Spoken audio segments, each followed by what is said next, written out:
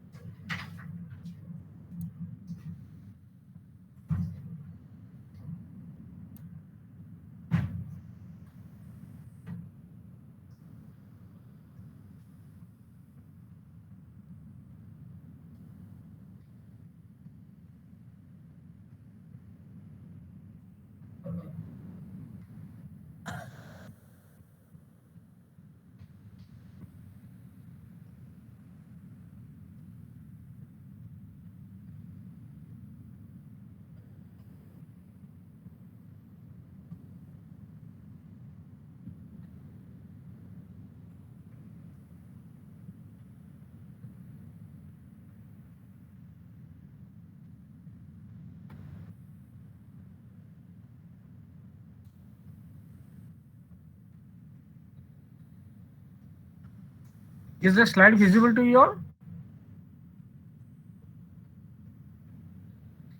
Yes, sir. Okay, please try to solve this problem. Try to solve this problem. It's a very easy one.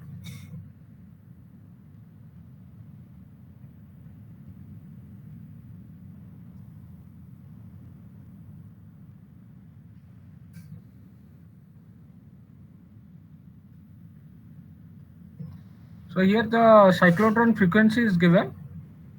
Now you have to simply calculate what is the magnetic field strength that is required in order to rotate it in a circular path with this frequency.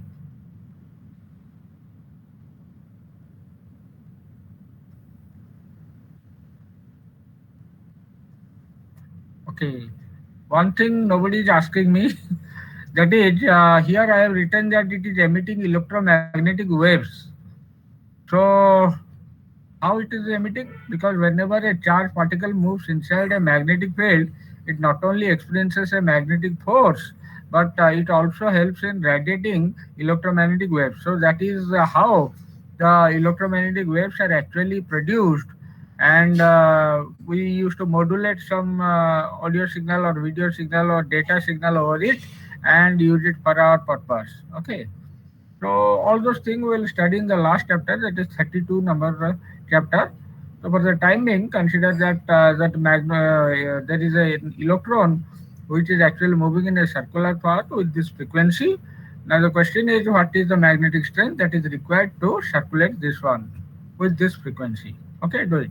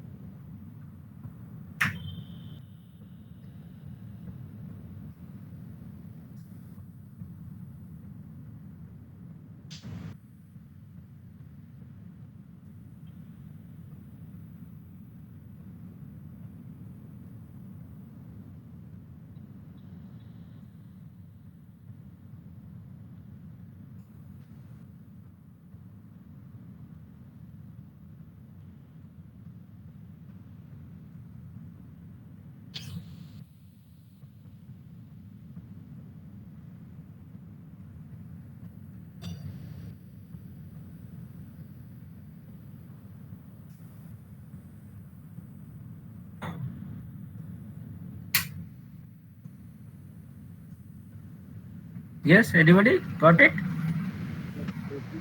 87.5 meters. Not little bit louder,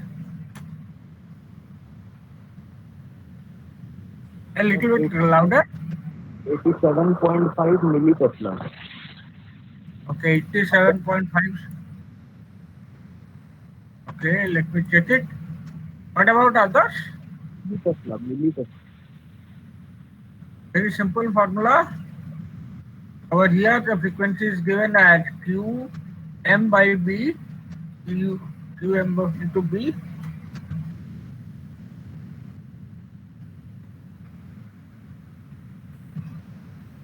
So omega is equal to modulus of Q by M into B. And we all know that your omega is equal to 2 pi f.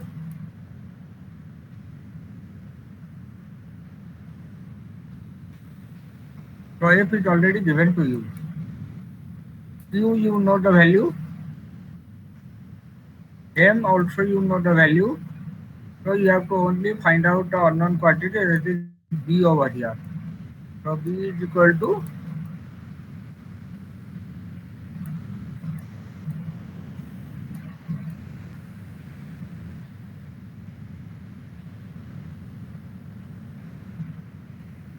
so is this the way you have done it?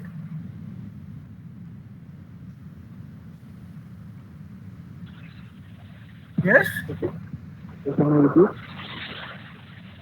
Have you done it in this manner? Yes, sir. Then obviously you are going to get the correct answer. Let us see.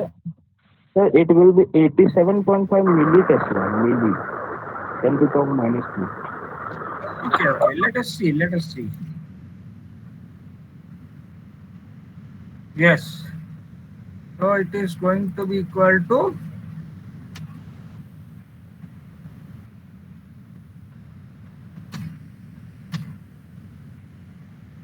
so we will multiplied 100. Okay. 87.7 millitesla. This is the correct one?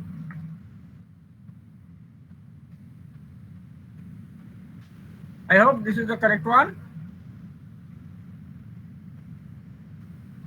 M stands for milli, small m.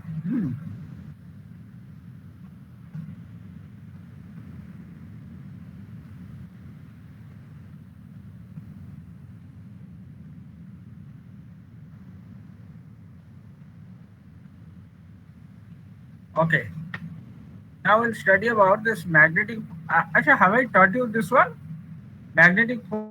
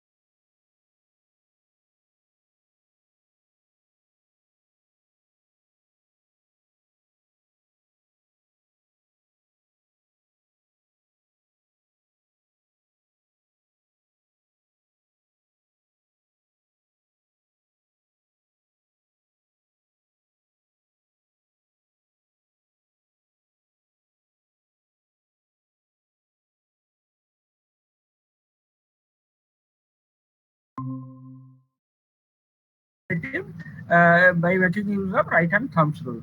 Now let us consider that this is a conductor and this conductor is carrying a current of I, right? Now this conductor is actually a conductor of length L and it is having a cross sectional area of A over here. It is a cylindrical type of conductor.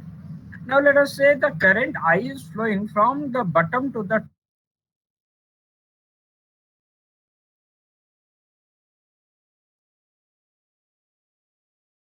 If this is the case, then obviously each of these positive charges, they are also moving at the drift velocity. Now this drift velocity, as you people can see, that this drift velocity is perpendicular to the magnetic field, which is shown in the direction which is moving towards the screen, right?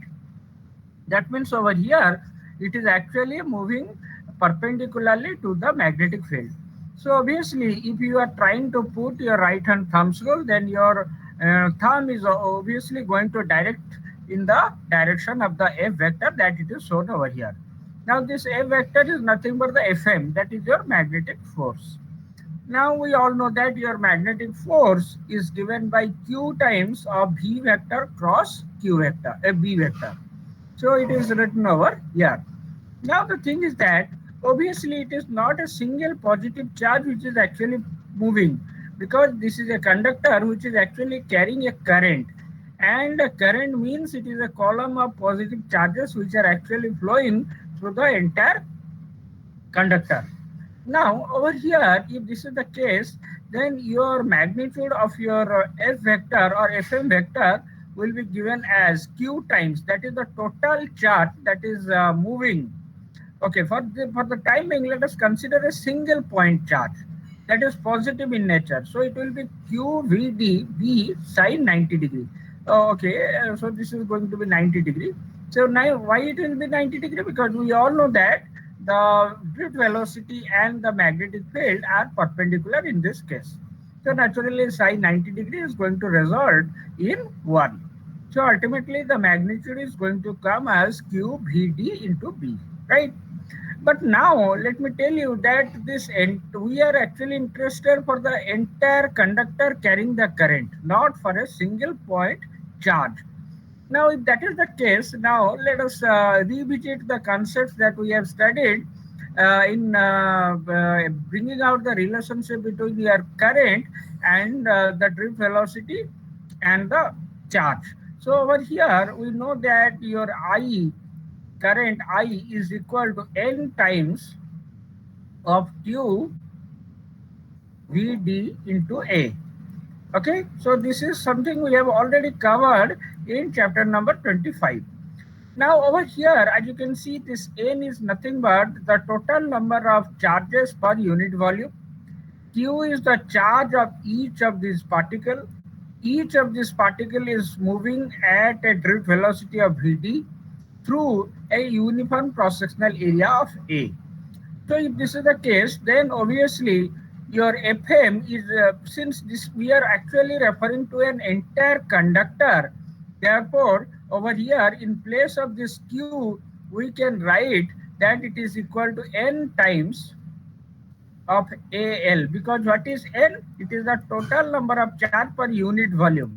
So total number of charge multiplied with unit per unit volume multiplied with volume is actually going to give the total number of charges inside the conductor. Now, since N is known as what? The number of charges per unit volume multiplied with the volume. Volume over here is A into L, is actually going to give you the total number of charged particles inside this entire conductor. Now this multiplied with Q is actually going to give you the total amount of charge that is actually moving. So this multiplied with your Vd into B is actually going to give the total amount of force that is going to be experienced by the entire conductor, not by a single charge. Okay. So your Fm is equal to NAL QVd into B. Now we will just bring this Vd under to this over here. Then what we are getting is that this term. Now what is this term? This term is nothing but your I. Okay. So over here I have replaced it by means of this I. I and B remains as usual and L also remains as usual. So ultimately we came to know that the magnetic force that is going to be experienced by a conductor of length L is equal to the total current that it is actually carrying multiplied with the magnetic field inside which the conductor is placed and the length of the conductor. Now over here you know that your L and B, both of them are vector quantities, right? Now if this is the case, then this equation in vectorial form can also be written in this manner. Okay. So your Fm vector, that is the total magnetic force that is experienced on this conductor, is equal to I times the cross product of L vector and B vector. because length, area, I have already told you that all of them are vector quantities. Now over here, please note that if the over here we have actually assumed that it is a straight conductor which is carrying a current, and moreover that straight conductor is placed in such a manner that it is actually placed in 90-degree with that of the magnetic field. Now let us suppose that there is a magnetic field, uniform magnetic field or non-uniform magnetic field. That means I am talking about a very generalized case. So there is a, let us say, a non-uniform magnetic field, and over here I am going to place a conductor which is actually not a straight conductor. Okay, so I am basically going to have a conductor like this. Okay, now in this case, what is the magnetic force that is going to be experienced by on this conductor because of this non-uniform electric field? So this is the most generalized case. So in that way, how we are going to find out is that I have to multiply this in this form. So this is the actual or most generalized form of finding the magnetic field, finding the magnetic force on a non-straight conductor placed inside a magnetic field, which may be a uniform magnetic field or which may not be a uniform magnetic field. So in that way, I will write it as B vector cross DL vector. Now since I have reversed the position, that's why I have put a minus sign over here. Got it? Or is there any sort of doubt? Yes, anybody? Okay, fine. Now do one thing, just solve this problem. This is the last problem. Just do it yourself.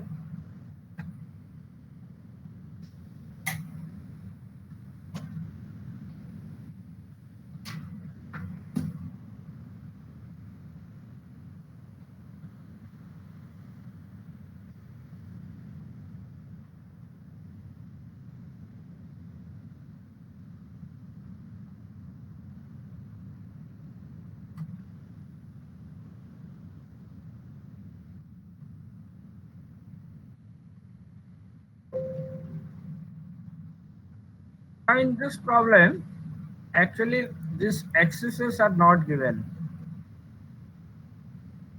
These axes are not present. The question is this much. Okay.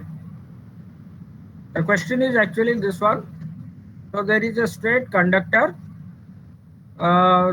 straight horizontal copper conductor, which is actually carrying a current of 50 ampere from west to east in a region between the poles of a large electromagnet. Maybe I am having magnets over here. The north pole will be over here, the south pole will be over here, and therefore the magnetic field will be in this manner. Okay. So maybe your north pole will be over here.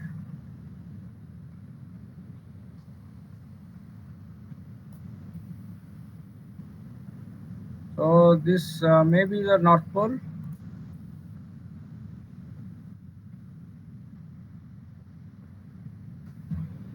And maybe this is the south pole.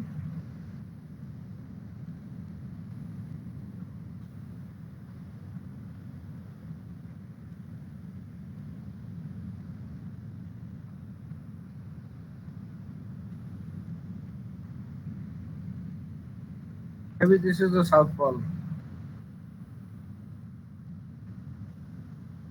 Okay, in this region. And now, moreover, the magnetic field strength is also given as 120 Tesla. Number one, find the magnitude and direction of the force on this 1 meter length. That means this conductor is actually 1 meter long. So L is already given to you. Okay.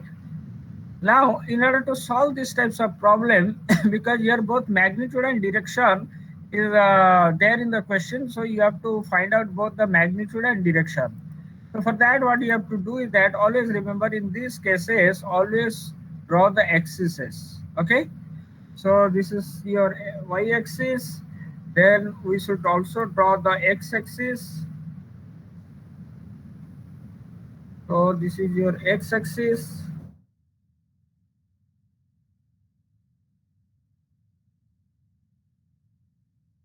Once you find it out the direction, absolutely there will be no problem in finding the direction. Okay. So all of these axes are given.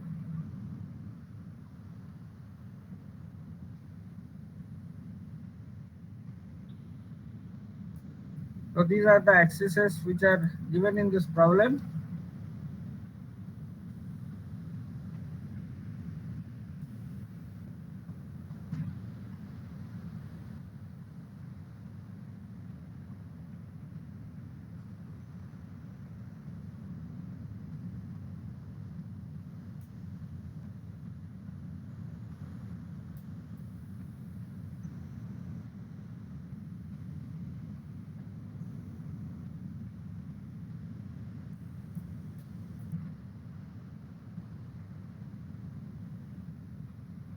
Okay, so the exercises have been done.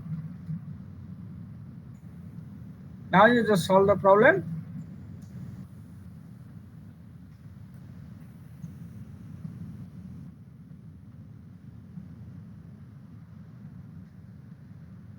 Okay, now do the problem and tell me the answer in terms of vectors. Take your own time. Take 6 minutes of time. It's 124. Just solve it.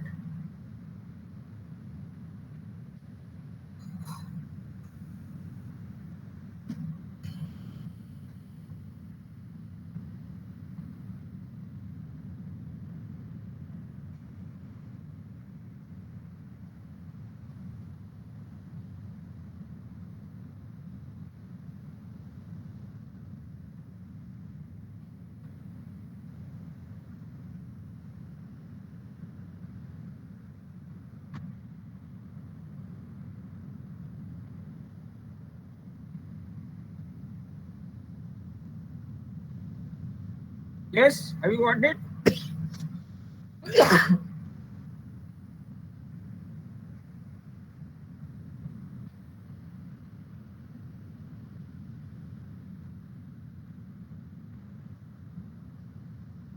The first one is 42.4 Newton.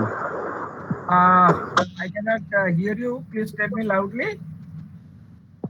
The first one, Okay, first one, the A part magnitude is and the direction. 42.42. 32.42. Direction is Okay, A. let me. Okay, it is 32.42. No, sir, 42.42. Okay, I think it is the correct one. 42. And what about the direction? I think A it's cap. K cap, sir. Okay, it's K cap, or rather, I will say it is AZ cap. And I hope most of you are correct. Almost all of you are correct. That's good.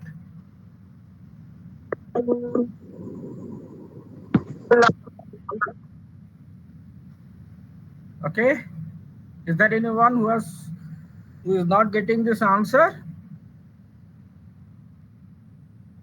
Okay, just give it a try once again. So both of you are correct.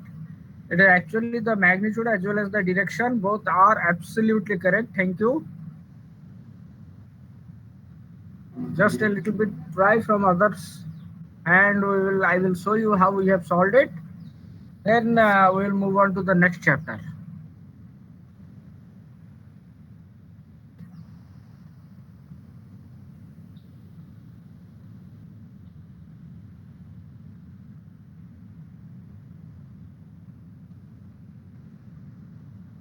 You have got the answer. Just try to find out.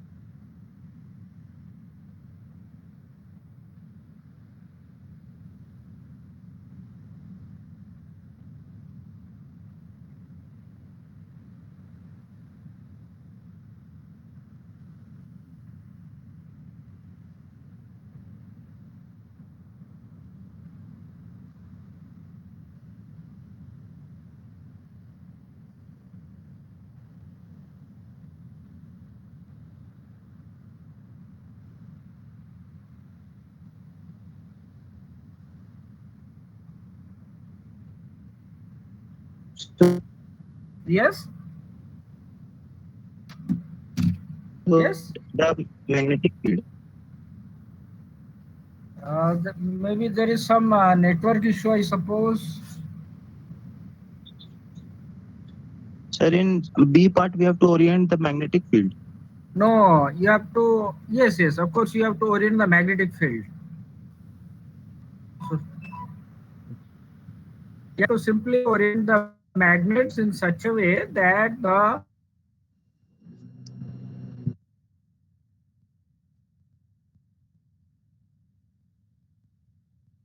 simple. Yes, sir. Sir, magnetic field be along north direction, and Uh, magnitude maximum force magnitude will be 60. okay, that's correct. That's correct. Okay, okay. All of you are correct. Let me show you the answers.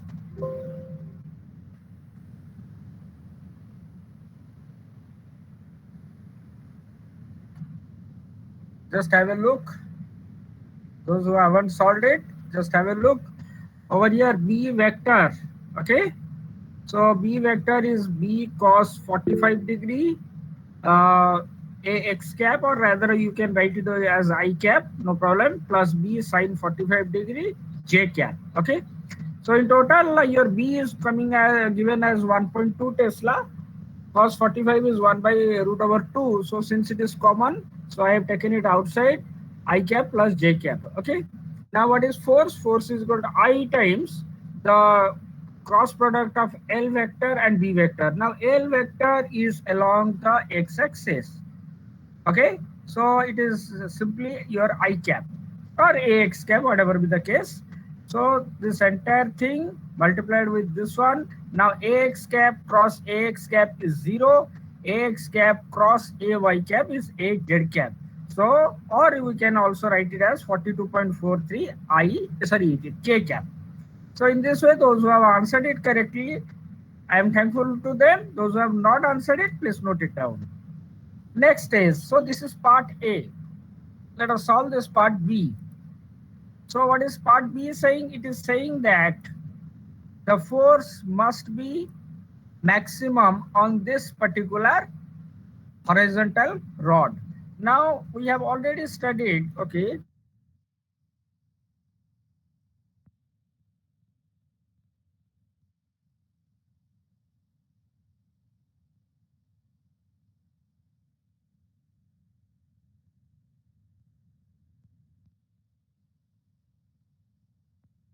Fm is equal to I times LB sine theta. Now we are supposed to twist this B vector, or we have to twist it in such a way that the force is going to be maximum. Now from this equation, it is very sure that if this term becomes maximum, then only we can get the maximum force. Okay, so for this theta must be what? 90 degree. Now what is this theta? Theta is the angle between your L vector and B vector. Just look at this. This is a cross product. So the angle theta is from the L vector. So this is your L vector and this is your B vector. Now what we want is that this is your theta. So we want this theta to be 90 degree. That means I have to twist this south pole just to over here. Over here it should be the south pole and your north pole will be placed over here. So if this is the case, then obviously your theta, because your this is going to be your B vector and this is going to be your L vector, and the angle between them becomes 90 degree. So if this is the case, then the answer is very simple. So I is 50, L is 1, L is 1, and your B is equal to 1.2. So the resultant is equal to 60, 60 Newton. Okay. So over here I have left the unit, that is Newton. Okay. So I hope everybody have understood, or is there any doubt? Okay, fine. So with this, we come to the end of this chapter. Now, right now, I'll just mail it to you all.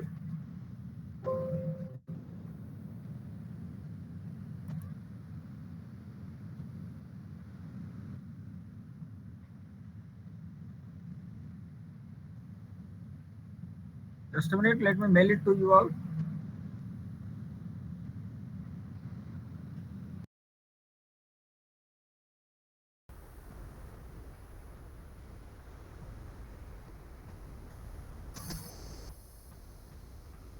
Uh, what is your section? Email ID? 2041 009 at the rate, this one. Okay. So this is chapter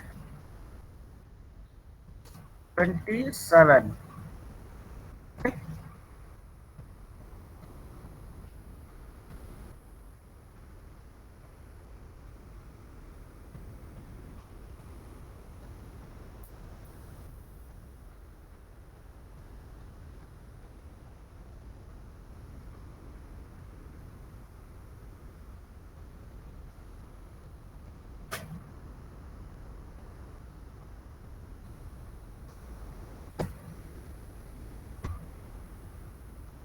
Okay. So you people will get it. Now let us start with chapter number 28. Okay.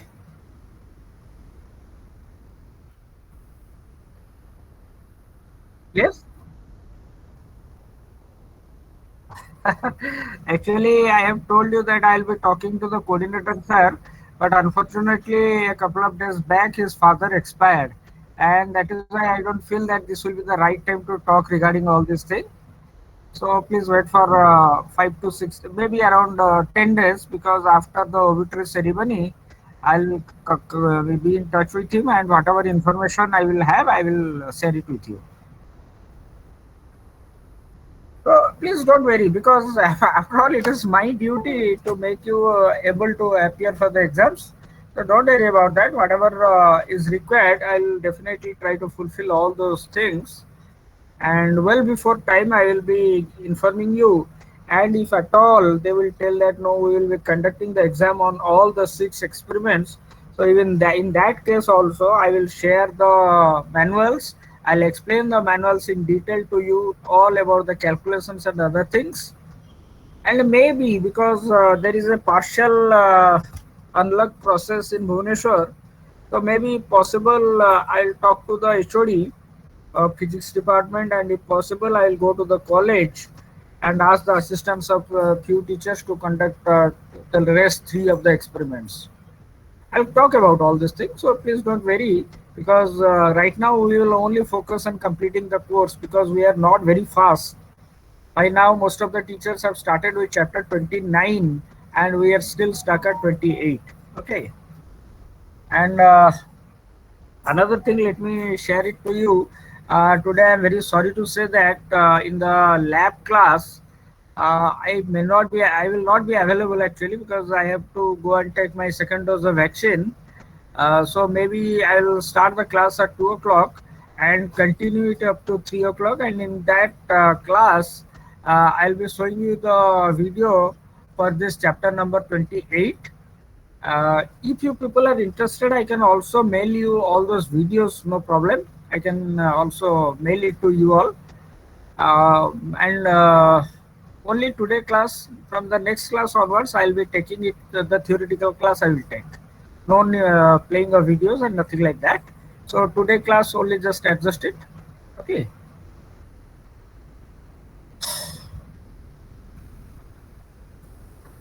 Okay, Yes, sir. so welcome to this chapter number 28. Till now we have been talking about the magnetic field, and moreover our discussion was only concentrated to the magnetic force, which was actually working or acting on this single moving charge as well as in a conductor. And that too, it is a straight conductor.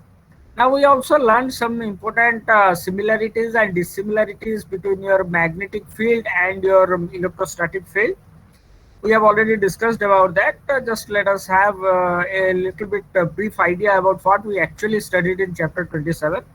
So the chapter started with majorly with the difference between and the difference and similarities between your electrostatic field and your magnetostatic field.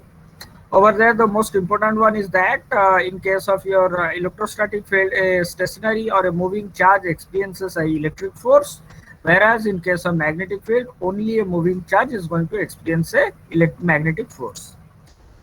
Second difference is that the major source of the electric field was a point charge, a test charge, or a charged body. Whereas in case of your magnetic field, the major source that we talked in chapter 27 was simply either a permanent magnet or an electromagnet or a moving charge. Now in this particular chapter, we will discuss about the different configurations of these types of sources. We will talk about the electromagnets, which are actually excited by means of DC signal.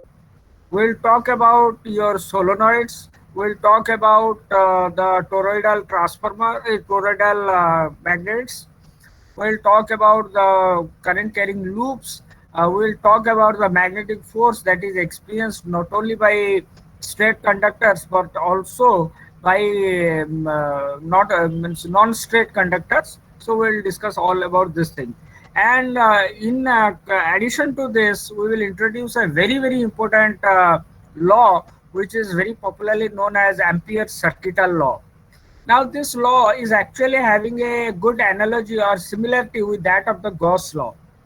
Now, obviously, we have defined this Gauss law for magnetostatic field, no doubt. But the real analogy between your Gauss law or the application of Gauss law in electrostatic field will find its analogy in Ampere's circuital law, because we will make use of this Ampere's circuital law in order to find the magnetic field due to different configuration of magnetic field sources. So we will see that how we are going to evaluate the magnetic field at a particular point due to a straight line conductor. Now obviously that is going to be a little bit tedious one. Now I will again show you that by applying this Ampere's circuital law, we can just in a one or two lines we can solve that type of problem of a straight conductor and to find its magnetic field at a particular location. So we have already used this Gauss law in order to find the magnetic electric field due to different configuration of charges. Now similarly over here, we will try to find out the magnetic field at a particular point due to different configuration of this magnetic field sources. Maybe it will be a straight line, maybe it will be a coil, maybe it will be a toroidal coil, or whatever it may be, whatever be the configuration of this electromagnet, we can very well or very easily find out the magnetic field at a particular location by making use of this Ampere's circuital law. So all these things will be covered in this chapter. So let us see once again for ourselves what is written over here in the first slide.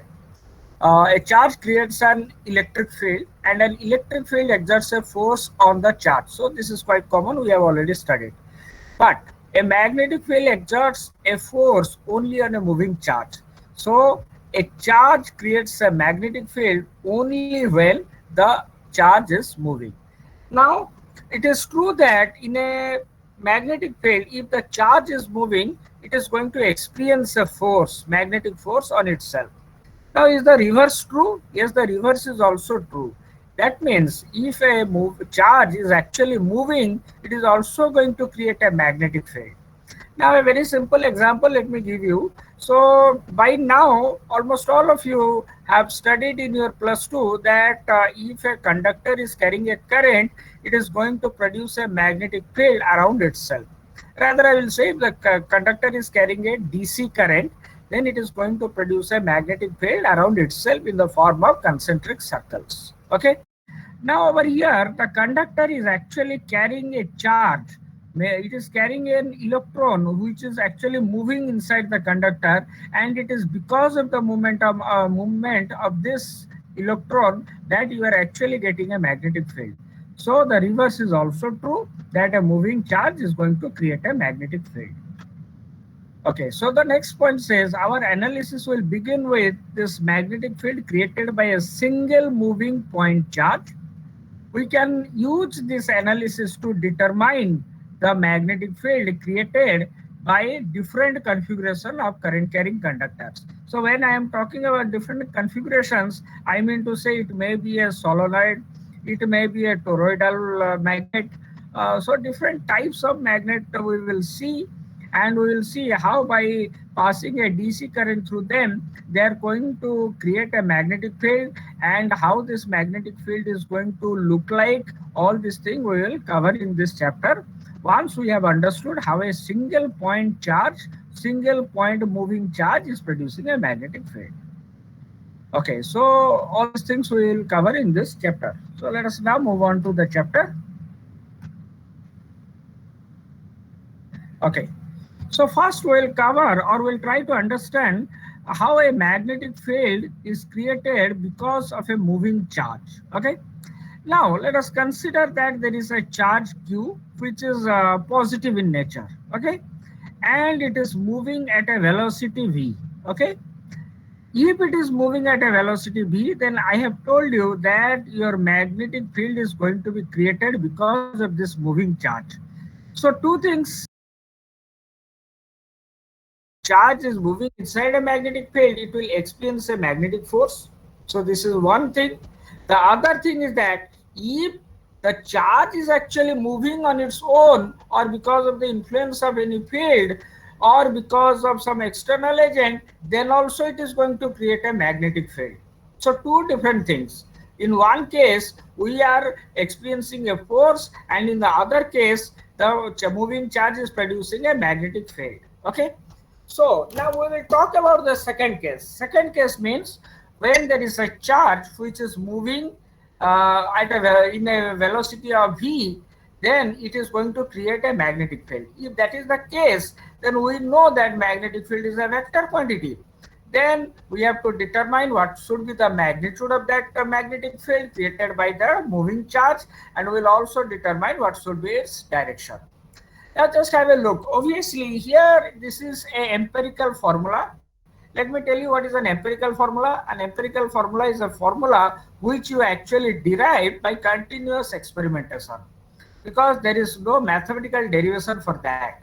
For example, your Coulomb's law for point charges, it is an empirical formula. You cannot derive it from anywhere. Similarly, this formula or this expression for the magnetic field created because of a moving charge is actually an empirical formula. That means you have conducted a number of experiments on different charges, and this is the expression that you derived after a number of experimentations. So there is no derivation for this one. Simply you have to write it by the results of the experiments that you have conducted. Okay, so now let us talk about this magnetic field because of this moving charge. So the magnitude of this magnetic field is equal to mu 0 times by 4 pi. Now what is mu 0? Mu 0 is the permeability of the medium. Now what is permeability? Permeability is similar to that of permittivity. That means permittivity, as I told you, that it comes from the word permittivity. That means how much the medium is actually going to allow the formation or the passage of this electric field lines.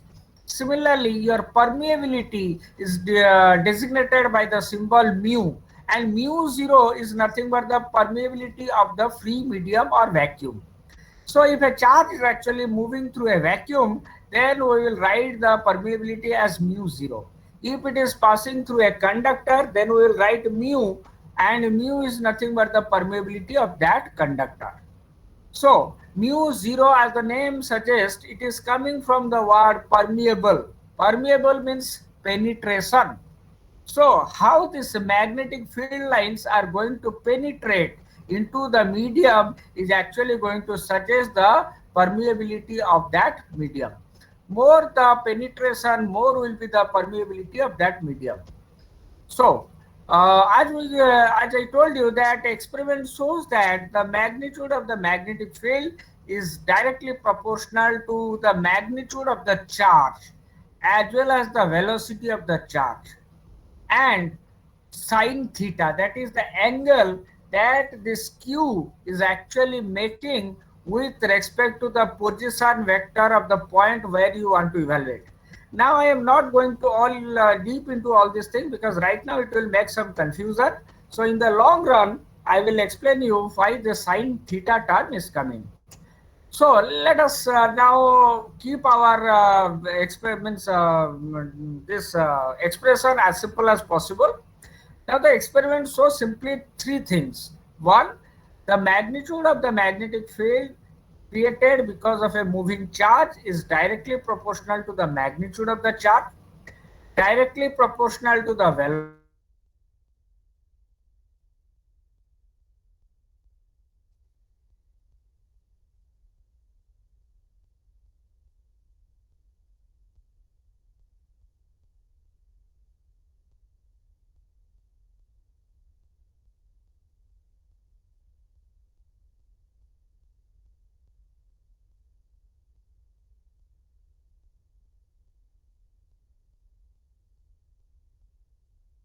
By 4 pi. Okay. Now a very interesting thing. Do you know what is the value of mu zero? Yes, anybody has remembered it? Okay. So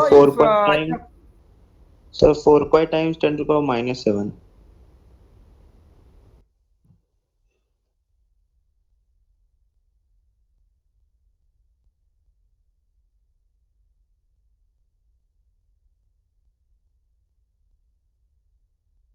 so in the long run we'll solve some problems, and over there all these things will be evident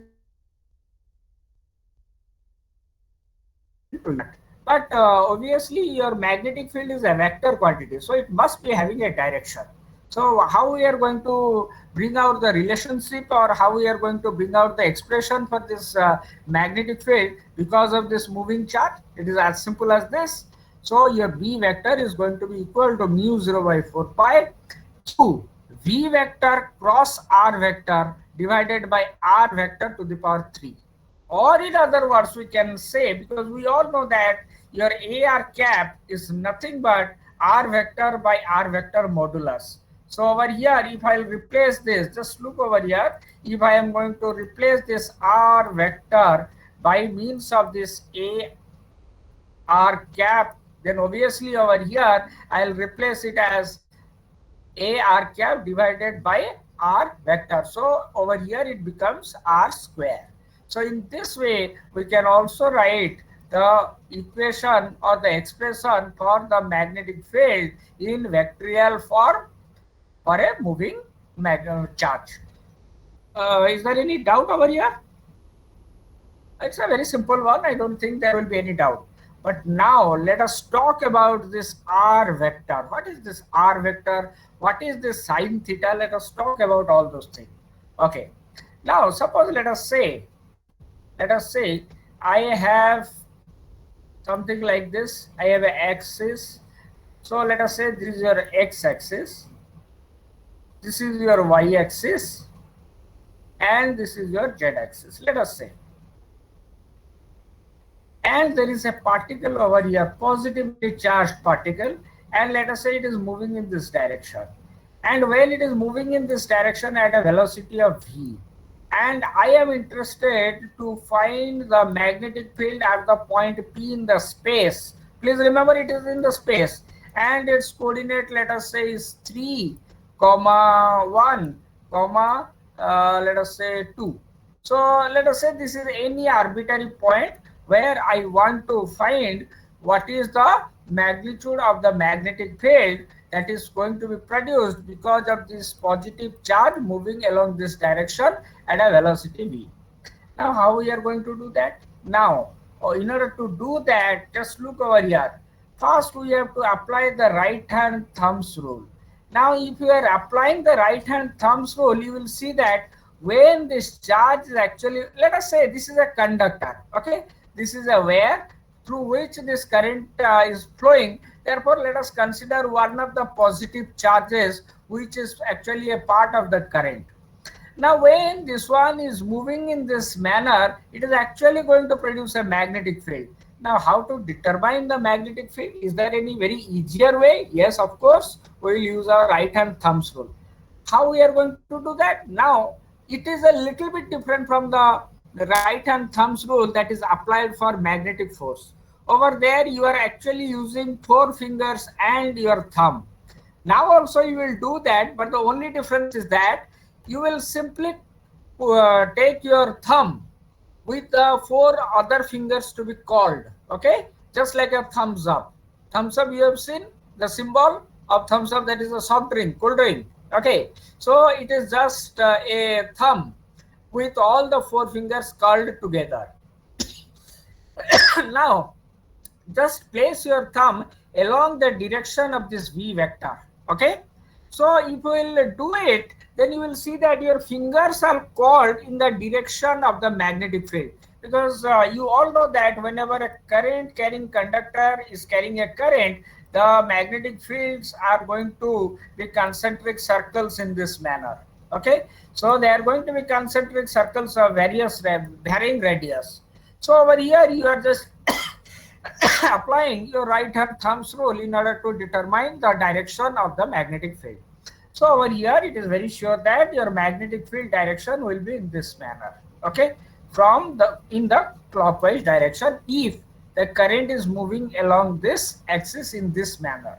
Okay, now over here suppose I want to find I want to find what is the value of this r. Then what I will do? Now already I have told you r is nothing but the position vector of the point where we want to evaluate the magnetic field because of the source of the magnetic field. Because this thing I have already repeated in electric field. So over there also I was telling you r is nothing but the position vector of the point where you are evaluating the electric field and the source of the electric field. Now over here the source of the electric field, magnetic field is this positive charge, and the position or the point where you want to evaluate it is this point P. Now let us say this charge is located at let us say 1, 0, 0. Let us say this point is located at this and the coordinates are this much. Now what is this r? This r is this one, that is the vector which is joining this point of source to the point where you are actually going to evaluate the magnetic field. So over here it is very clear that it is going to be, our r vector is going to be 2i cap plus j cap plus 2k cap. So this is how you are actually evaluating the r vector in case of electric field as well as the magnetic field. Now another important thing that is confusing us is this sine theta. Okay, so what is this theta? Very simple, this theta is nothing but the angle between your v vector, direction of the velocity, and the position vector directed from the v vector towards this p vector. Okay, now suppose okay, over here the v vector is in this direction and your p vector is in this direction. So this angle is this one, this angle theta is over here. Okay, right now let us stop our class. In the next stop, that is at 2 o'clock, we'll again start the class. Okay, and we'll start it right from here, and if possible within this time I will make a 3D image of this one so that you can understand it properly. Is it okay, my dear? Is it okay or not?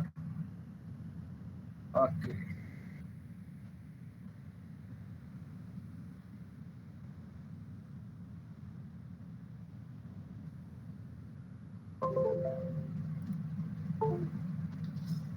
Please be online. Let me take your screenshot.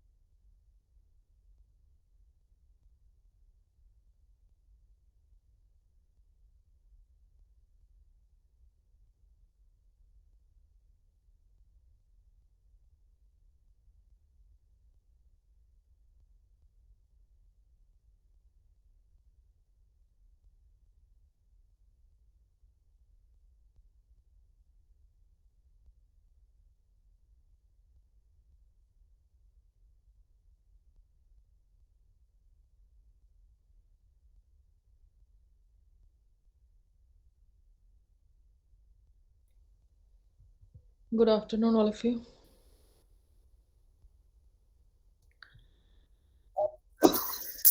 Yeah, good afternoon, Deep. I guess all of them are ready with their uh with the lab activity.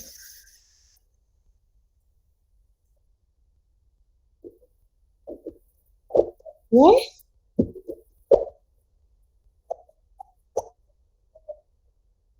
I told you in the theory class.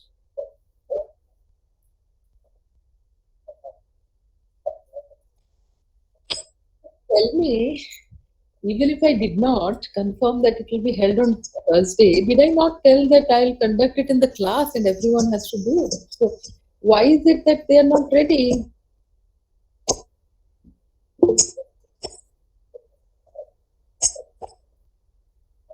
You don't have to tell them. I told them in the class.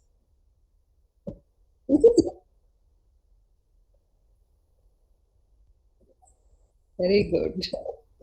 And when do you think we should be doing this?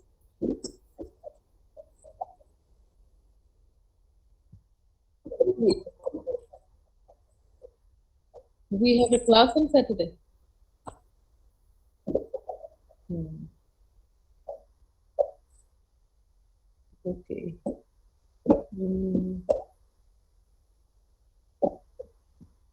So we'll have it on Saturday. Sure.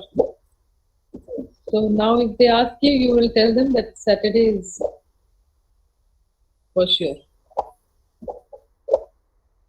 Okay. So all of them should be ready by Saturday? Yes, ma'am. And then when do we have the regular,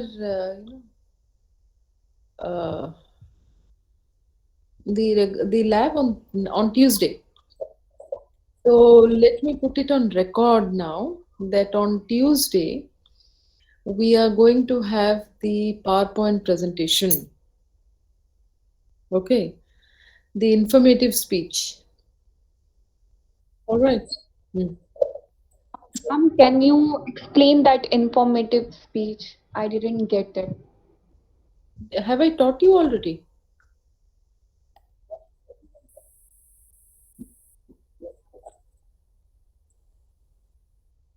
What did we do in the last class?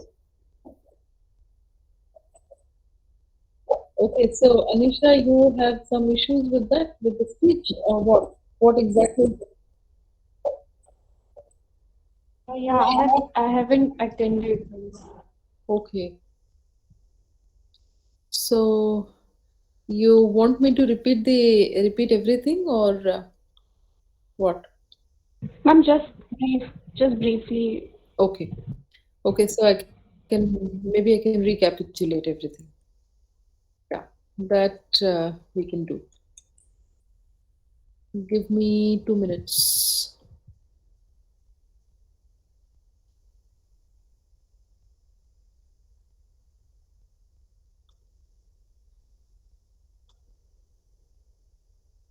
Hmm.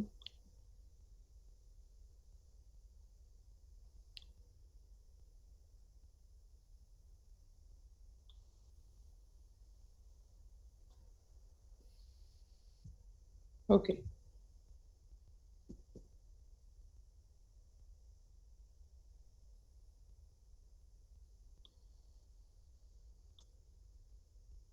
Okay, okay. So introductory informative speech, isn't it? Yeah.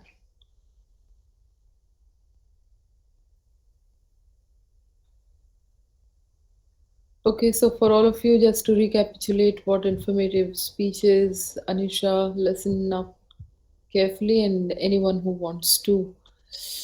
Mm,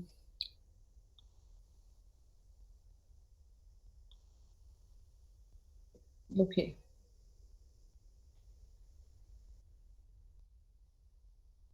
Right. See, when we deliver an informative speech, our primary purpose is to give our audience information that they did not already know.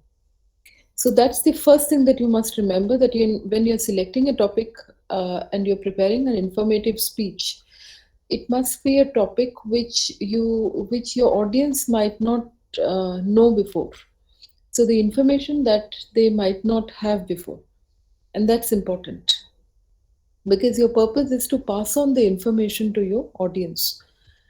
Yes, you are basically informing them, you're teaching them, you are instructing them. So it's like they should they may not have the information that you already know.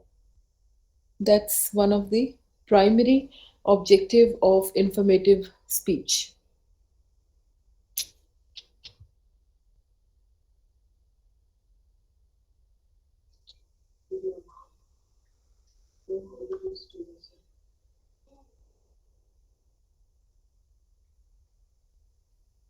And the second thing is, say, informative speakers, the Yeah. Now, informative speakers are knowledgeable. They know a lot of thing about their own topic, and they should cite from reputable sources. Since it is an informative speech, we uh, we have to relate to, or we have to study a lot of other sources. We can't create. It's not creative writing, so we can't imagine and create. And for the information that uh, we need, we have to look for many other sources. And when we are doing it, we have to ensure, number one, that these sources are from reputable, or they are credible sources. Number two is that we must acknowledge whatever we get from these sources. So there are two things you do with this when you are citing, when there are in-text citation, when you have references in your speech. It shows that you are a credible speaker. You are your audience can trust you because you have referred to a lot of different other sources, different other credible sources. And second is that you are not into plagiarism. You are not plagiarizing. Number three is when you are delivering the speech, you must be able to identify with the audience by wearing appropriate and attractive clothing, uh, and be friendly and enthusiastic, and try to relate to your listeners' feelings and situations. Now, you can show them, or you can tell them, present them both sides of the story, both sides of the issue. And you can start by telling them what motivated you to select your topic. About the non-verbal gesture, I don't have to tell you much because it's not an offline presentation. So you're going to speak online. But if you do, if you happen to have a physical mode of presentation anytime, you must maintain a non-verbal gesture which reflects your grace and elegance. And it should correspond to what you say. It should correspond to your verbal communication. It should come naturally to you. It should be natural and spontaneous. Uh, See, the most important thing is when you are when you're speaking, your audience must trust you that you're speaking the truth, that you are qualified enough to speak on the topic. Okay, so this boosts the credibility, enhances the credibility of the speaker. So no, your audience must have that kind of a trust with you, that our speaker is telling the truth, and our speaker is qualified to speak on the topic. So pick up a topic that you know really well, that you have done some research on. Uh, okay.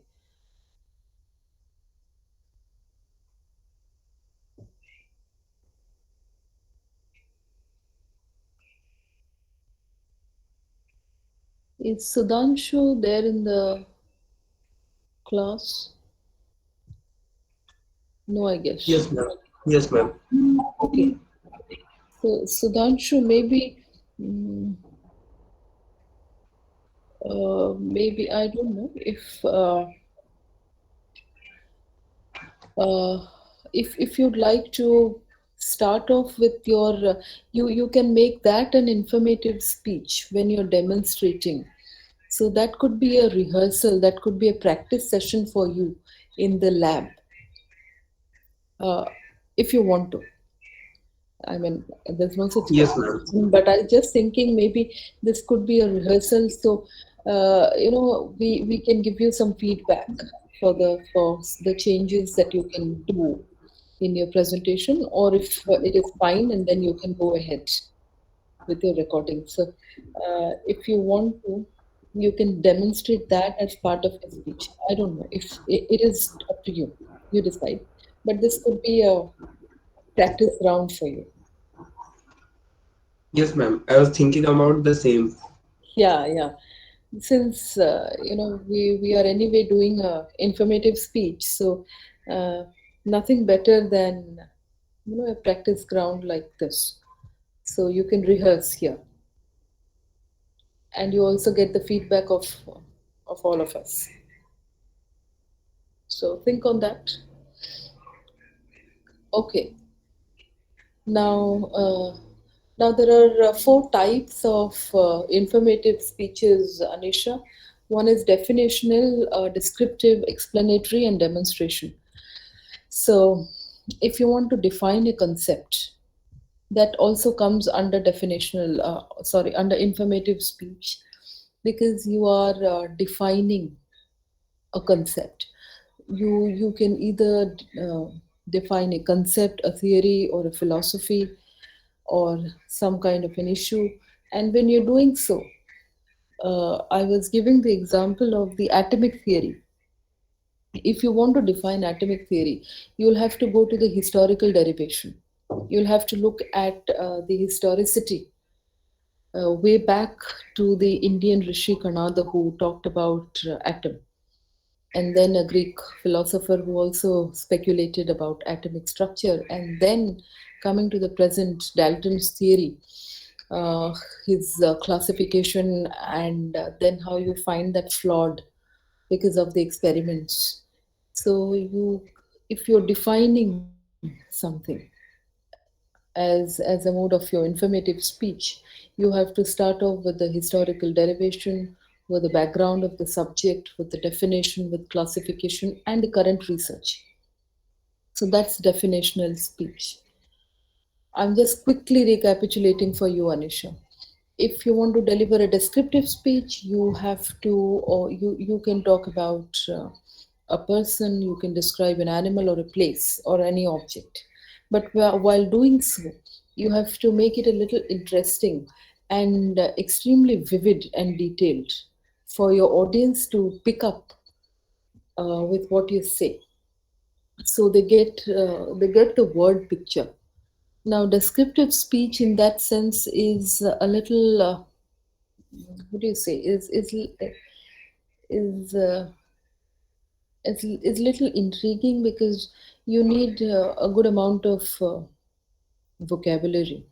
You have to use the appropriate words, adjectives, and verbs to paint or to give a word picture, because you're not painting it with brush, you're painting it with words to get the exact meaning, so your audience would be able to visualize exactly what you mean to say.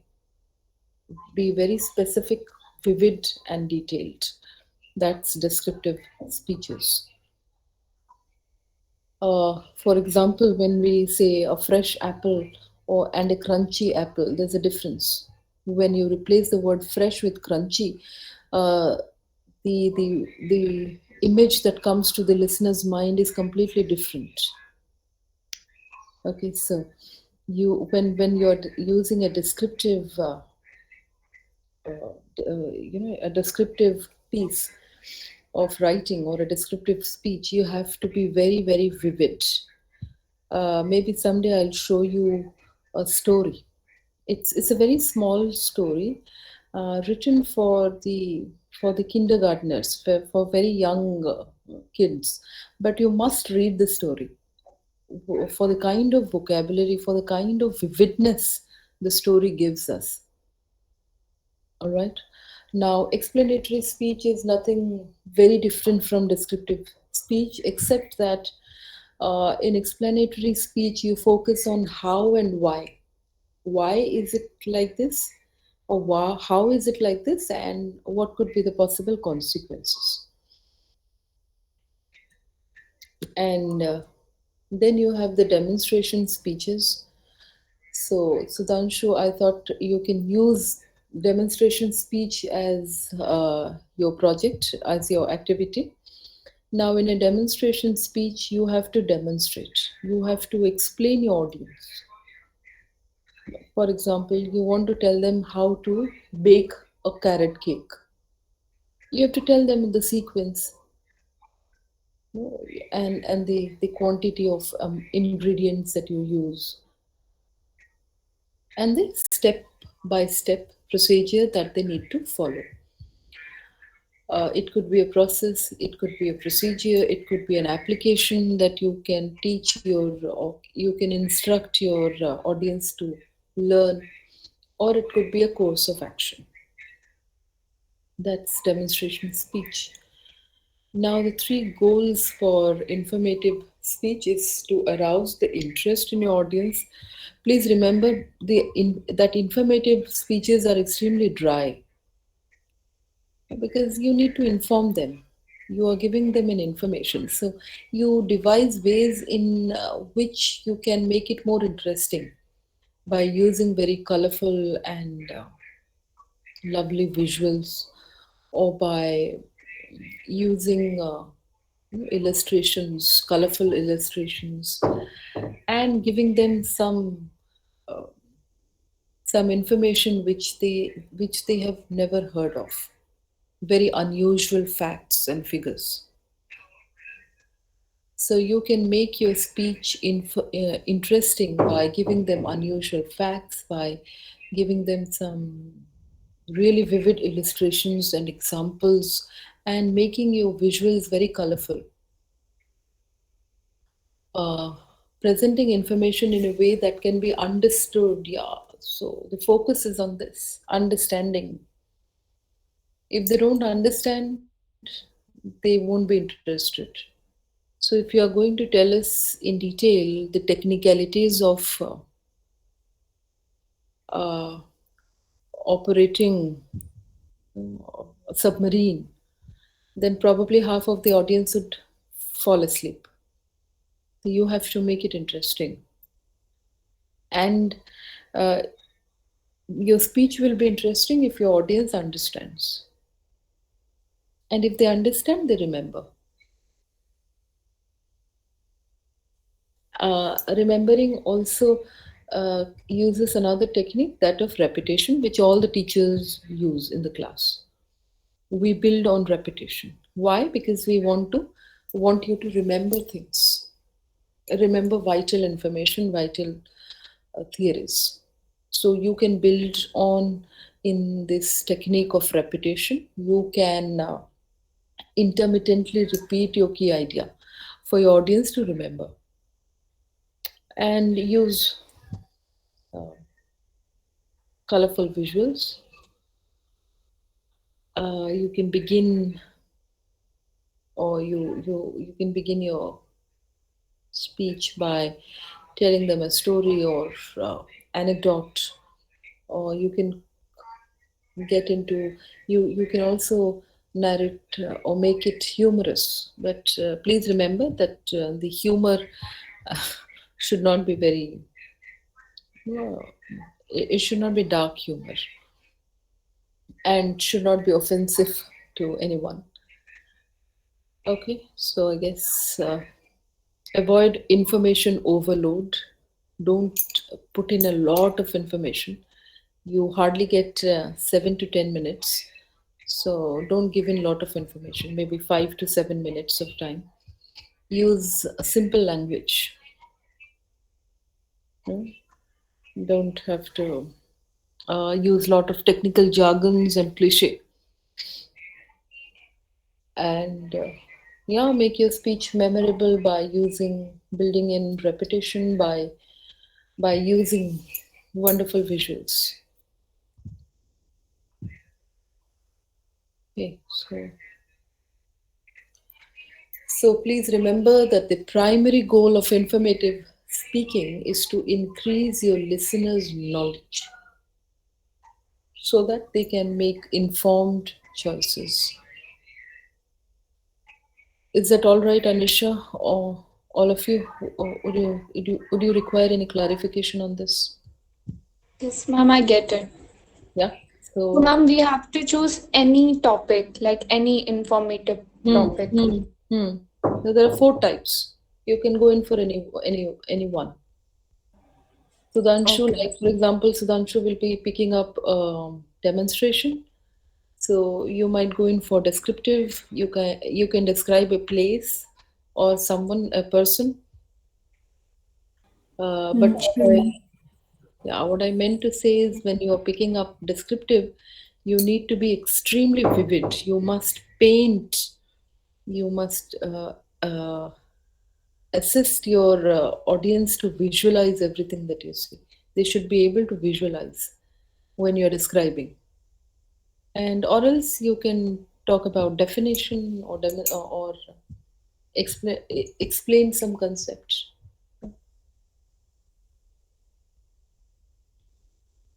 So your speech could be any of the 4 types, but next Tuesday.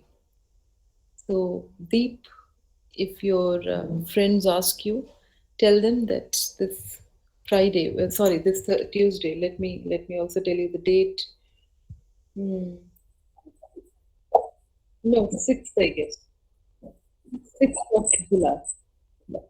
So on 6th of July, we are having a PowerPoint presentation. I mean, the informative speech. All right. And Deep has committed that all of you are going to do the audience analysis on Saturday. Saturday, that's when we have a class. Okay. So the number of PPTs for your informative speech should be around 15. Ma'am, what will be the time? 5 minutes? Is that okay? Is 5 minutes okay for all of you? It's an individual activity. All of you must do it individually. But is 5 minutes okay with you, or you want to exceed ±1, ±2? Okay. 5 ±2. Right? Okay, ma'am. Okay. 15 slides, out of which one slide should be on the specific purpose and central idea. You remember that? You remember it?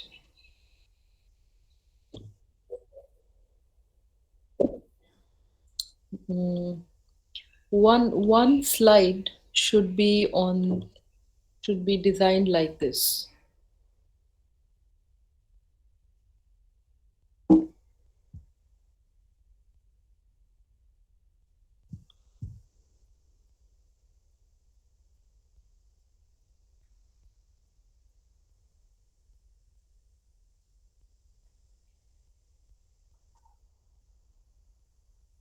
Should give you the topic. The topic may be given in the first slide, doesn't matter. So the second slide should consist of the general purpose, which is to inform specific purpose and the central idea of your speech. Did you take a screenshot of this? Because I'm going to mail the assignment today. All right. Yeah. Any questions now on this? Any clarification needed?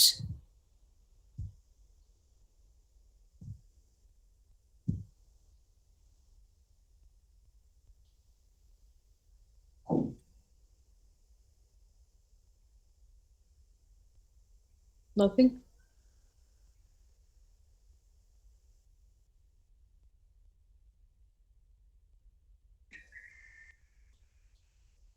Ma'am, how will we know that our information is from a reliable site? You have to do some little reading, Swam Jyoti. But then, ma'am, it will persuade us. Then, how can we know that it is actually correct or not? We need to confirm that, no? You see, there's this. See, one way is to find out about the website. If you know the website, if you think that the website is is sponsored, can you know what kind of website it is? Can you You know mean to that? say the organization or something like that? Mm-hmm. If your So website, yeah. type how to know if a website is legit. It will give you some points, you can verify them. So you have to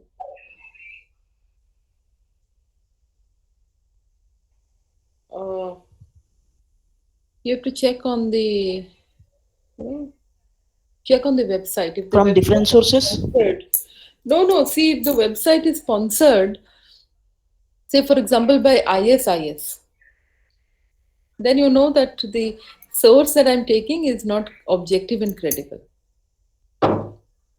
That is a terrorist organization. So you have to just find out. And you also have to know whether uh,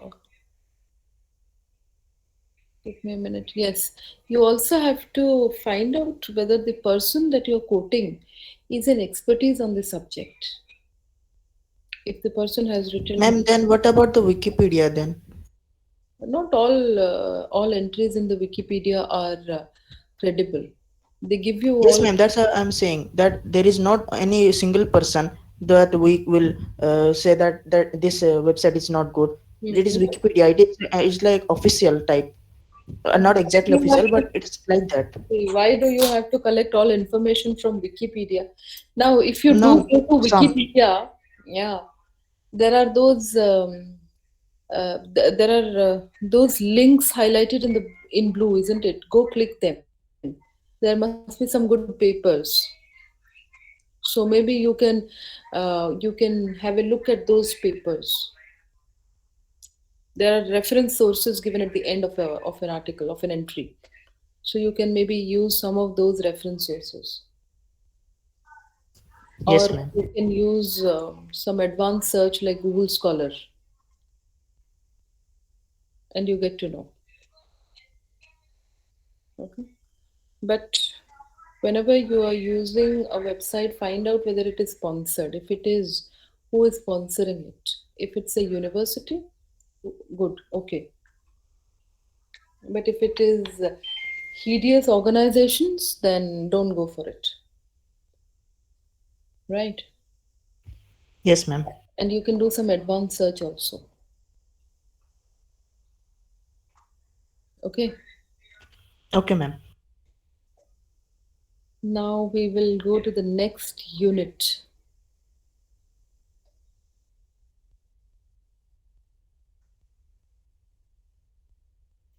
Hmm.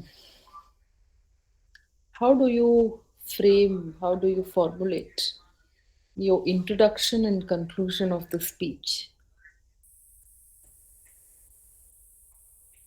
So, after reading this chapter, you should be able to list and describe the four functions of an introduction, list and describe the common types of attention getters.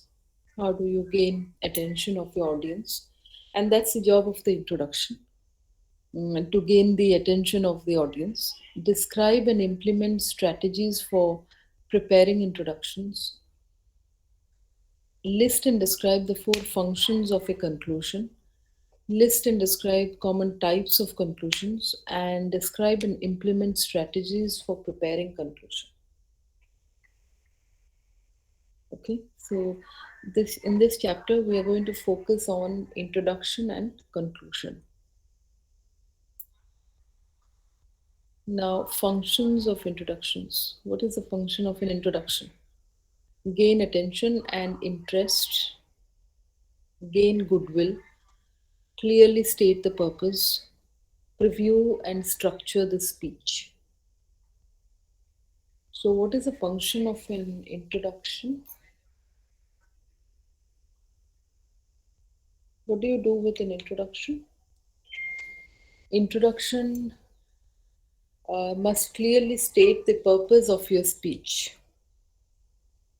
Give a brief overview or preview of what you're going to speak.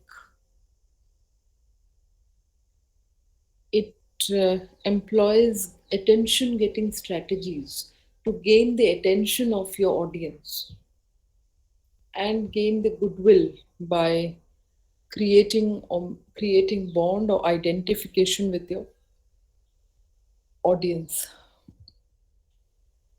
Is this clear to all of you?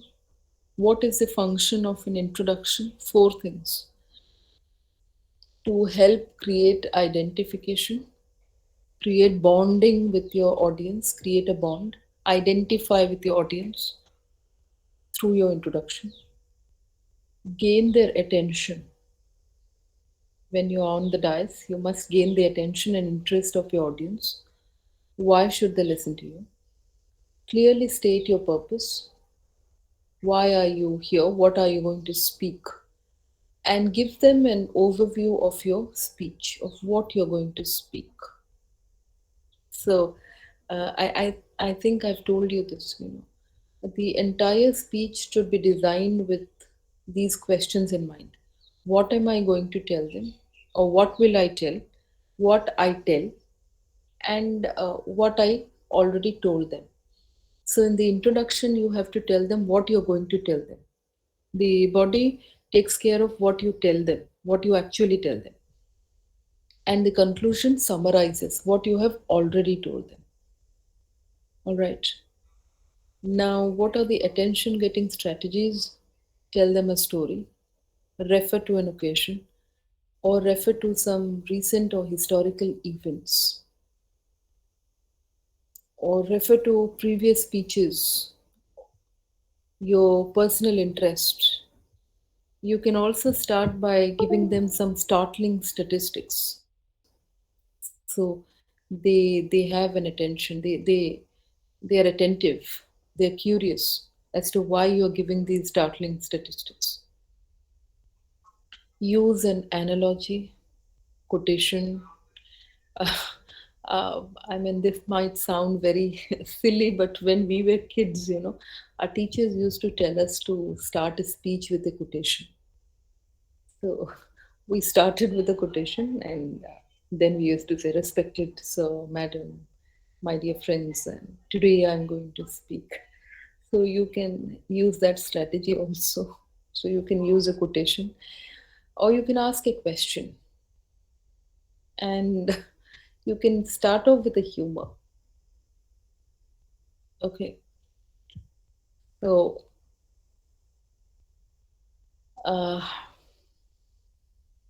how do you prepare the introduction? You have to construct the introduction last. So the introduction of a speech or of a book or of a text is done or designed at the end. If you happen to go on to write a thesis sometimes later in your career, when you pursue an MTech or a PhD, you're supposed to write a thesis. Now, the introduction is always written at the end. When your entire thesis is completed, you then go on to write the introduction. Why? Because then you get a very clear idea about what you're going to speak.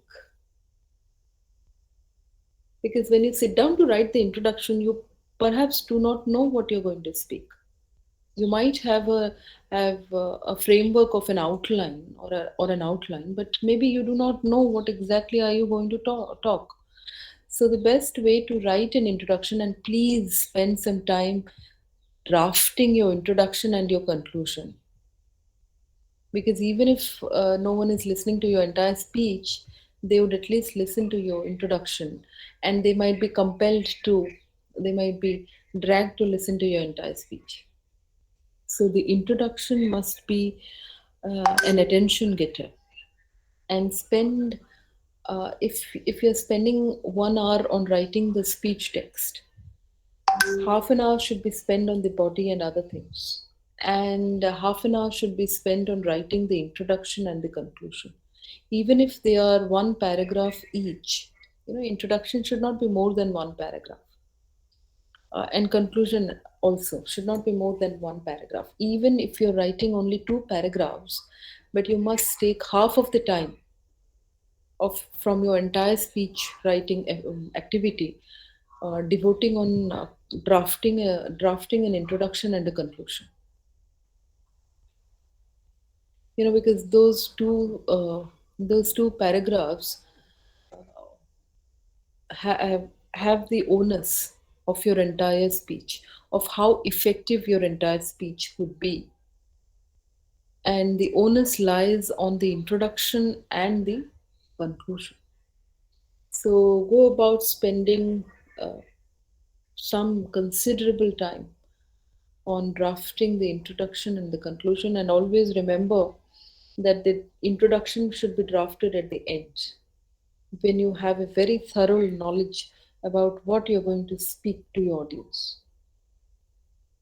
So you can give them in a very succinct way an overview. You can quickly navigate through the entire speech in very few words in your introduction. And that is why it should be drafted at the end. Because then you know what you're writing, you know what you're going to speak. So you already have an idea as to what you're going to speak. So and after that, if you draft your introduction, it's going to be very succinct, very precise and crisp. Make it relevant, write it out word for word. This is important. And I'm sure all of you are going to write a speech text. You are simply not going to read from the slide. That makes it very haphazard. Okay, so when you're writing a speech text, ensure that you're drafting, your introduction should be very, very beautifully drafted. Spend some time doing that. It should be succinct. It should be written word for word.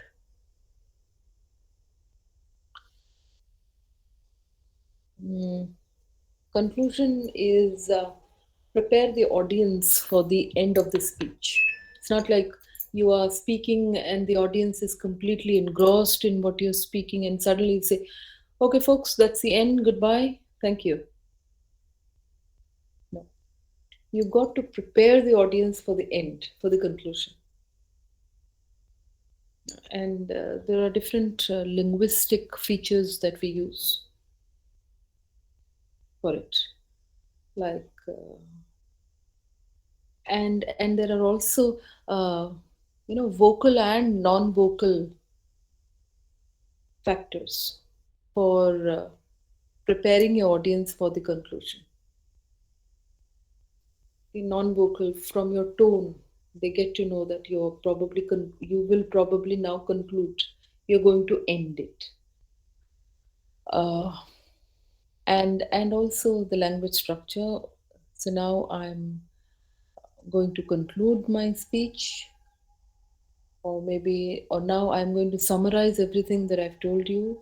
So all these. Now present any final appeals. If you want to make them a final appeal on reducing their carbon footprints, do that in the conclusion. Summarize and close.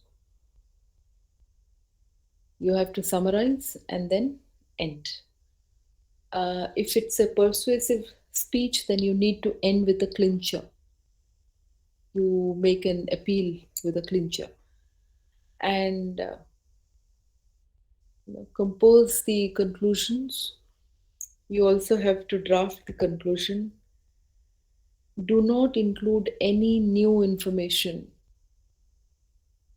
That's do's and don'ts for a conclusion. Don't use any new information. You simply need to summarize what you have already said. Don't include any new information. No new idea should be perpetuated in the conclusion.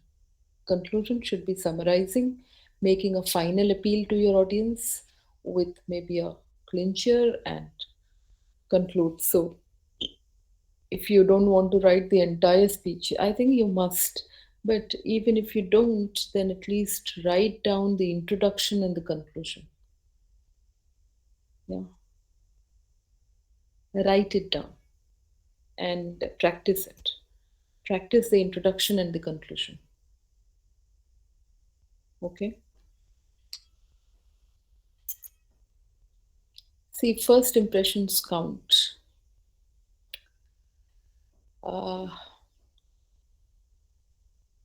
Sai Swarupa, are you there? Are you listening? Or Sai Shri? Sai Shri, who's listening? I mean, who's Yes, ma'am. Sai Shri, please read this. Sorry, ma'am. I'll read this out. Yeah. Sure. Introduction. First impressions count. When we stand in front of an audience, we have very little time to set the stage for a successful speech. Audience members begin evaluating us immediately. What we sometimes forget, since we are so focused on the words we have to say, is that we are being evaluated even before we open our mouths. Right. Thank you. So first impressions count. First impression lasts long. I don't know how much it holds true, but yes, when you're onto the dais, when you just start to speak, you must give a very pleasant impression of yourself to your audience. So when we stand in front of an audience, we have very little time to set the stage for a successful speech because we're already before them.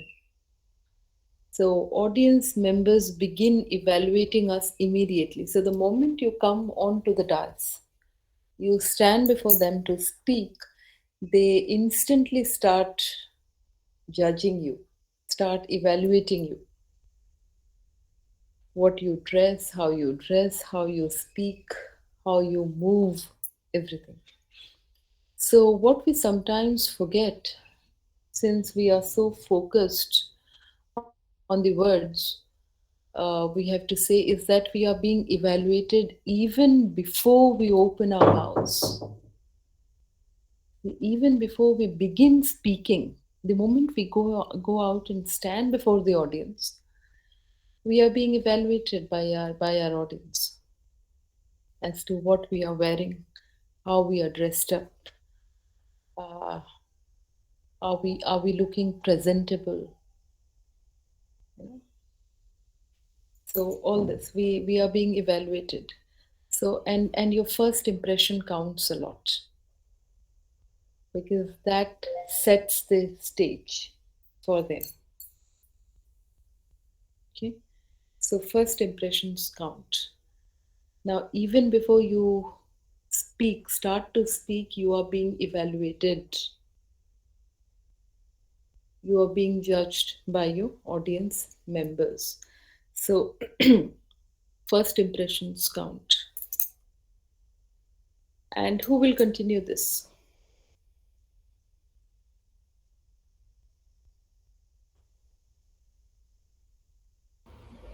Ma'am, can I speak? Yeah, sure. Please. Functions of introductions. Speech introduction are an essential element of an effective public speech. Introductions have four specific functions that need to be met in a very short period of time. Introduction must gain the audience attention and their goodwill. They must state the purpose of the speech and they must preview the main points.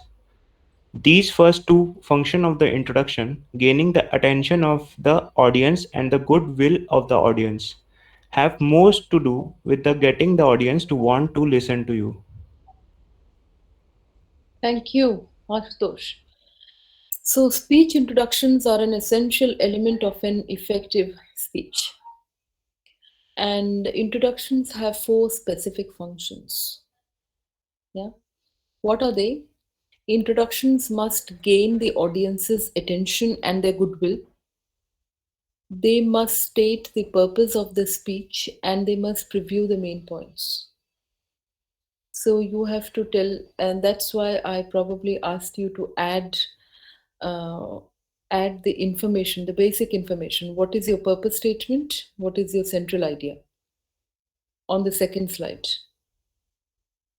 Because that is what composes an introduction.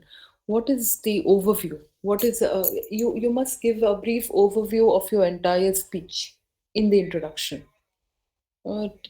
telling them your thesis statement or the key ideas.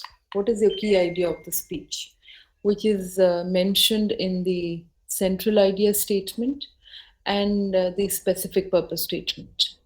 So you have to state the purpose and the main, or the key idea, the central idea.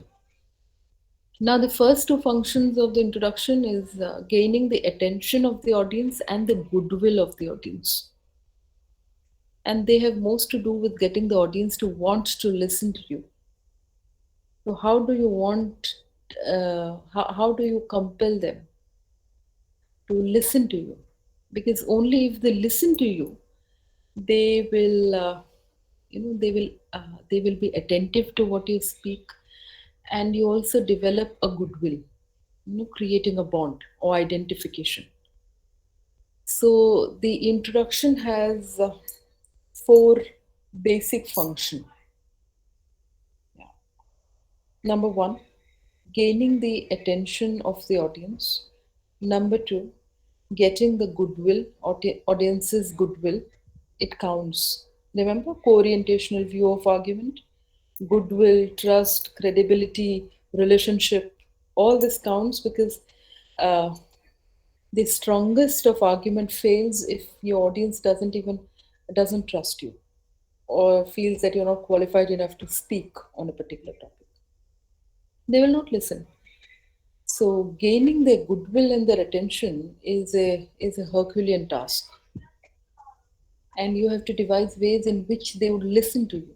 Would you like to tell them a story, or if you want to reveal some startling facts and statistics, how is it that you're going to gain their attention? Or ask a question. So you design how you are going to do that. And the first two functions, gaining attention and goodwill of your audience, has to do with the audience wanting to listen to you. How do you make them listen to you? Only if they listen to you, they are going to pay attention and a goodwill or a rapport develops.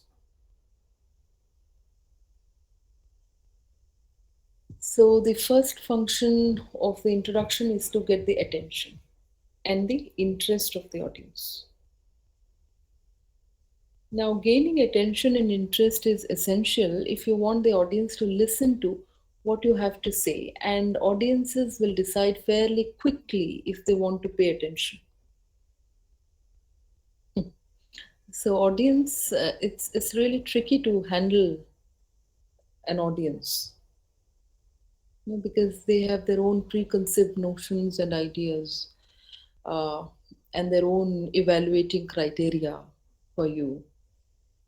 So it's really tricky to handle them. Now, if they really want to pay attention and develop an interest in what you have to say, they do it quite quickly. The moment you start speaking to them and tell them what you really want to say them. So the moment you tell them what you have to say, they decide whether they would even want to listen. Okay. So if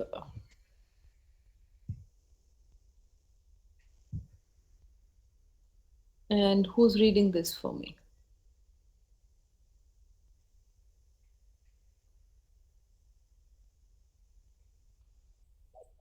Mm-hmm. Yes, Deep. Mm.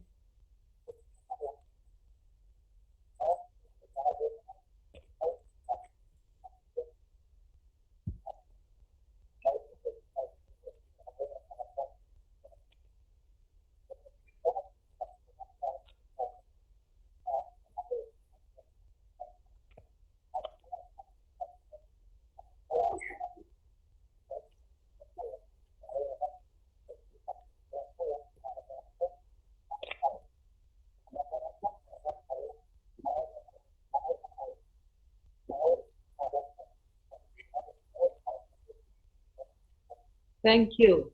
Thank you. Exactly. And this is what we have been talking about constantly, credibility. And I've been telling this word repeatedly, and I also told you how important this is, not only for speech making, but you as a person, how credible you are, and that decides, most of the things. If people, if you want, sorry, if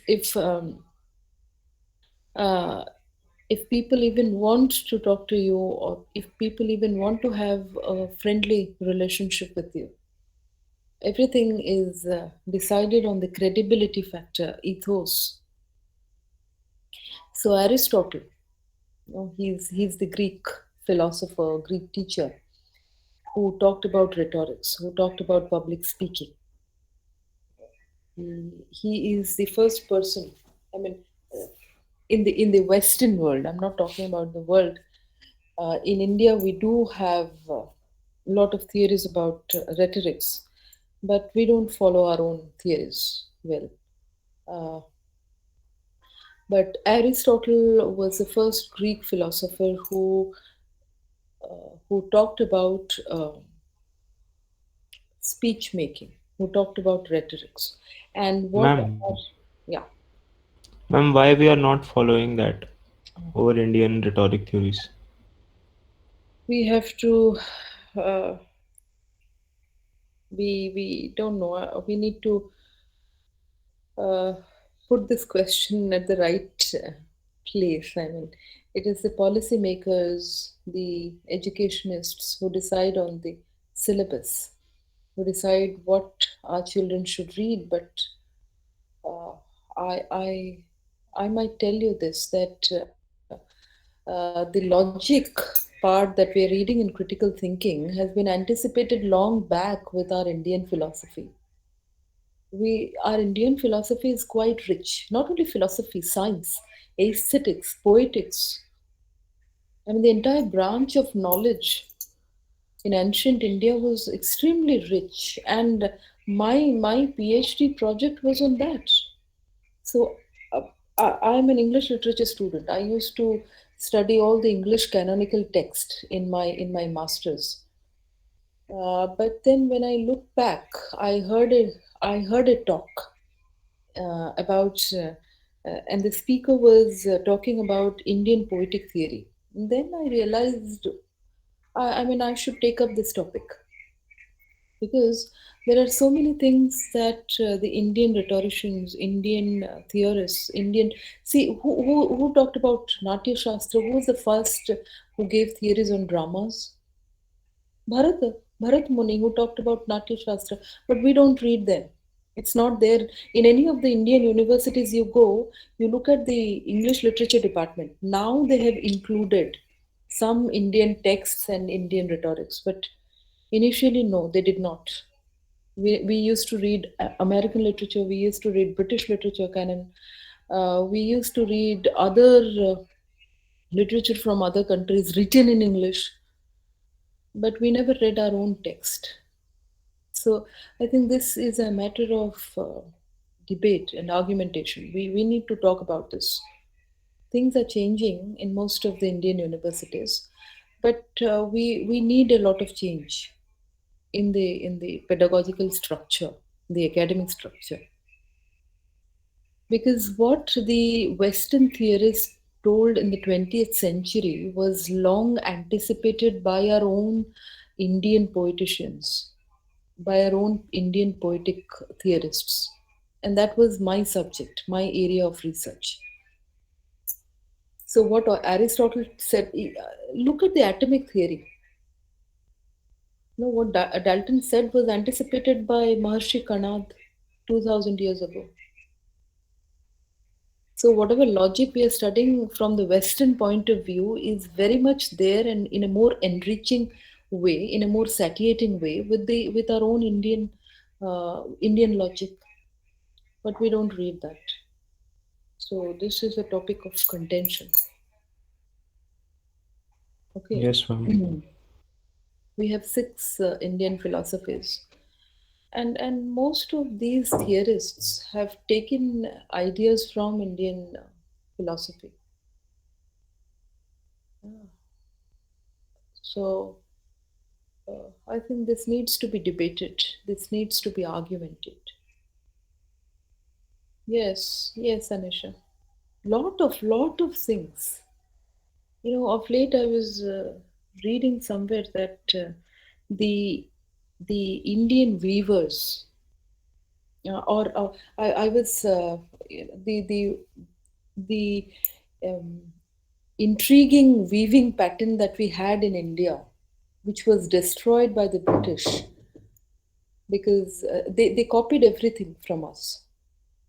And if you know the importance of Tipu Sultan's sword, metallurgy, we were so enriched in metallurgy as well that the Britishers came to study all this with us. So, okay, I'll continue with the introductory part, but yes, Ashutosh, I think we have to look back. It's time to look back. Look Yes, back ma'am. to our own culture.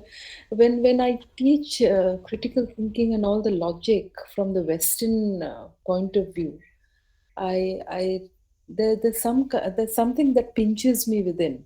I said we have such an enriching logic, and we don't teach that to our students. Maybe you might have been benefited with that as well. So if we are learning this, we should also learn that our own Indian theories. Yeah. Okay, maybe someday, not very far, we will be learning our own theories, and we'll be contributing also. Yeah. Okay, so I'll get back to this in the next class. Right? Thank you.